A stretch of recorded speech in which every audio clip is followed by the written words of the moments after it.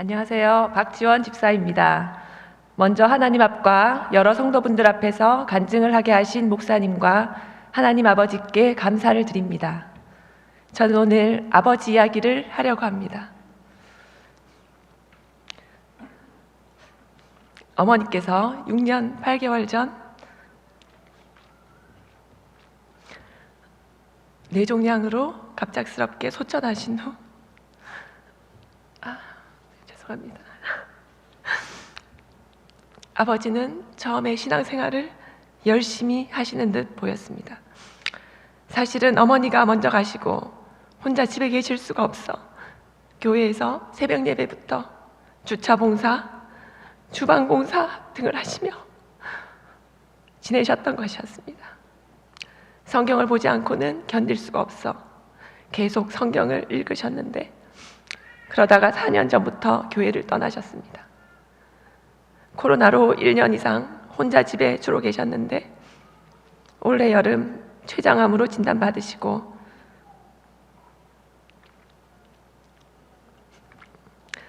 3개월여 만에 2주 전 토요일 천국으로 가셨습니다.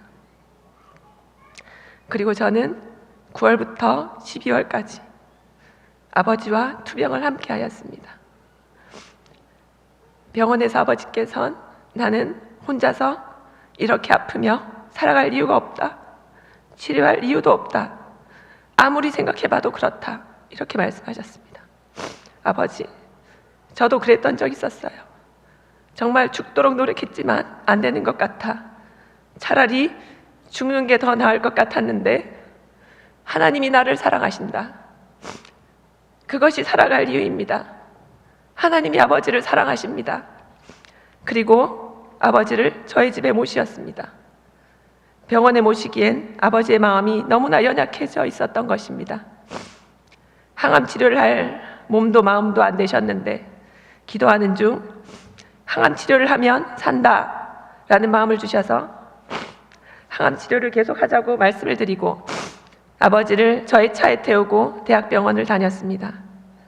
아버지는 항암 치료를 할 때에도 항암을 쉬실 때도 너무 힘드셨는데 아버지뿐 아니라 저의 온 가족이 함께 힘들어하고 있었습니다. 왜 나를 너의 집에 데리고 왔니? 아버지께 안방을 내어드리고 온 가족이 비상이 걸려 있었던 것입니다. 하루는 나 죽게 그냥 내버려두지 않고 왜 데려왔니? 나 혼자 있으면 그냥 그대로 죽을 텐데. 그때 주일 목사님 말씀은 나 죽고 너 살라. 꽃향기처럼 공기처럼 햇살처럼 은혜 베푸는 삶을 살라. 예수님께서 고난 받으신 것을 바라보라. 예수님은 더 억울하게 고난 받으셨다. 이런 말씀은 저에게 큰 힘이 되었습니다. 아버지, 나 죽고 너 살라는 정신이에요. 고생도 낙이다. 아버지 혼자서는 못 이겨요. 가족이 함께해야 이길 수 있는 것이 암입니다. 아버지는 저의 말에 힘을 얻으셨고 하나님께 닫혀있던 마음이 조금씩 열리셨습니다. 그리고 목사님이 쓰신 소책자들도 가져다 드리면 읽으시고 시편 말씀을 읽어드리면 악인들의 길은 망하는구나, 하나님이 내 기도를 들으시는구나 하시며 큰 감동을 받으시고 통증도 잊으셨습니다.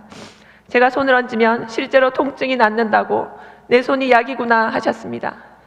예수님을 믿으면 인생 성공이구나, 그래서 항상 기뻐할 수 있는 것이구나 라고 고백하기도 하셨습니다.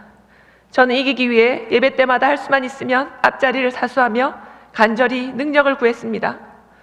아버지의 투병을 함께하고 이기는 것은 제 힘으로는 불가능하지만 하나님의 은혜와 능력으로 가능하다고 여겼기 때문입니다.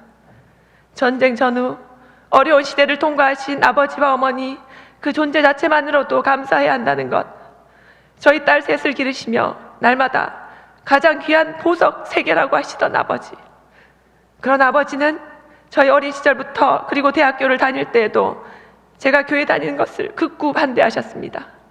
그래서 오랜 기간 저는 아버지께 마음을 닫고 있었습니다. 그런데 9살 아들을 훈계하며 돌보는 남편을 보며 아버지는 9살 때 자신을 훈계하셨던 그 아버지를 그리워하고 계셨습니다. 아버지의 아버지는 아버지께서 10살이 되던 해 위암으로 돌아가셨습니다. 아버지를 10살에 잃고 힘겨운 세월을 통과해야만 했던 아버지를 생각하니 저도 아버지의 아픔이 조금은 짐작이 되었습니다. 그리고 지금까지 아버지가 계셨던 것만으로도 너무나 감사한 마음이 들었습니다. 그리고 하나님의 뜻대로 살려고 하는 저를 이해하지 못하는 아버지로 인해 그동안 많이 어려웠지만 그렇다고 해서 아버지께 마음을 닫고 멀리한 것을 회개하였습니다. 저희 집에서 아버지께서 대추를 드시고 싶다고 말씀하시자 다음날 서울에 계신 장로님께서 너무나 맛있는 대추를 보내오셨고, 또 하루는 게가 드시고 싶다고 하시는데 조금 후 딩동 하면서 남편이 죽도에서 점심시간에 게를 사서 집에 가져왔습니다. 기도하는 중 게를 사드리라는 마음이 들었다는 것이었습니다. 하나님은 아버지를 이렇게 섬세하게 사랑하시는군요. 하루는 주일 예배를 다녀와서 아버지께 갔더니 아버지께서 지옥을 다녀오셨다고 하셨습니다. 지옥에서 돌아가신 위의 조상님들이 다 계셨는데 다행히 할머니와 어머니 등 우리 식구는 아무도 없었다고 하셨습니다. 그런데 그곳에는 93세의 나이에 아무런 병 없이 주무시다가 편안하게 돌아가신 저의 외할머니는 계셨다는 것이었습니다. 지옥에서 그분들은 멍한 얼굴을 하고 너무나 뜨거워서 견딜 수가 없었다는 것입니다. 너무 뜨거워서 뜨거 하며 몸부림을 치다가 침대에서 떨어져서 깨셨다고 하셨습니다. 저의 할머니는 제가 교회 다니는 것을 어릴 때부터 극심하게 반대하셨지만 돌아가시기 전 자신이 죄인임을 고백하시고 저의 복음 제시에 예수님을 영접하셨고 그 얼마 후 돌아가셨습니다. 저희 부모님은 제가 교회 다니는 것을 반대하셨지만 제가 30살 되던 해에 제가 예수님을 인격적으로 만나 예수 그리스도의 사랑이 저희 살아갈 모든 이유가 된다는 것을 알고 부모님보다 예수님이 더 중요합니다 라고 말씀드리자 부모님은 저를 따라 교회 마당을 밟으셨고 결혼하기 1년 전 교회 다니기 시작하셨으며 제가 결혼하는 것을 보고 하나님은 정말 살아계시는구나 하시며 세례를 받으셨습니다. 할렐루야. 그러나 안타깝게도 외할머니는 예수님을 모르고 돌아가셨습니다. 부족한 저의 집에 계시는 그 마지막 시간, 아버지는 저의 집을 천국이라고 미국에 있는 저희 언니에게 이야기하고 저는 너무나 감동을 받았습니다. 아버지 폰에 저장된 제 이름은 천사지원이라고 되어 있습니다. 12월 1일 아버지는 3일만 암 없는 상태로 전처럼 살게 해주신다면 바로 죽어도 소원이 없겠다. 하나님을 잘 믿고 무엇이든 하라고 하시는 것을 다 하겠다 라고 하셨지만 3일 후 12월 4일 하나님 뜻이라면 가시밭길이라도 기뻐하며 가겠습니다 라고 기도가 바뀌었습니다. 그리고 저와 남편과 아버지가 함께 기도하는 그 시간을 가장 기다리셨습니다. 마지막 입원하셨을 때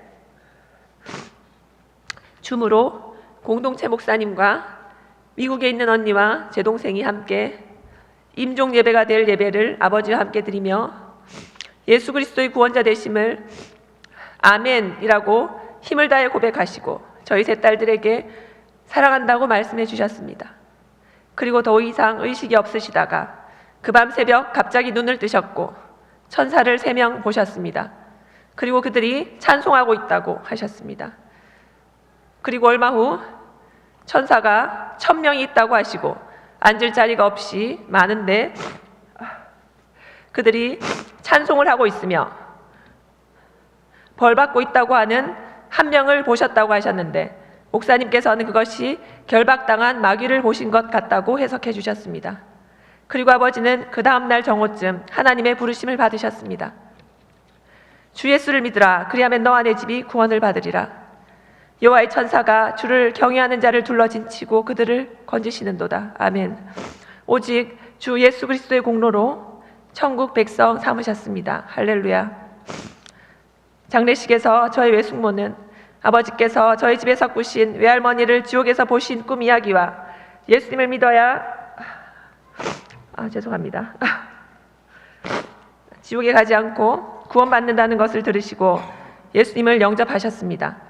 그리고 아버지의 동생 4분께 아버지의 주옥 꿈 이야기와 죽은 후의 심판과 행위책, 생명책을 증거하고 예수님만이 길이요 진리요 생명 되심을 선포했습니다.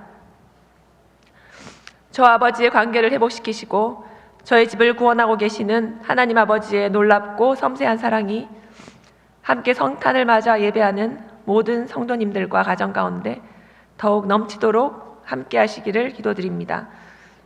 그 놀라운 사랑에 감사드리며 아버지를 영생으로 인도하신 하나님께 모든 영광과 감사를 올려드립니다.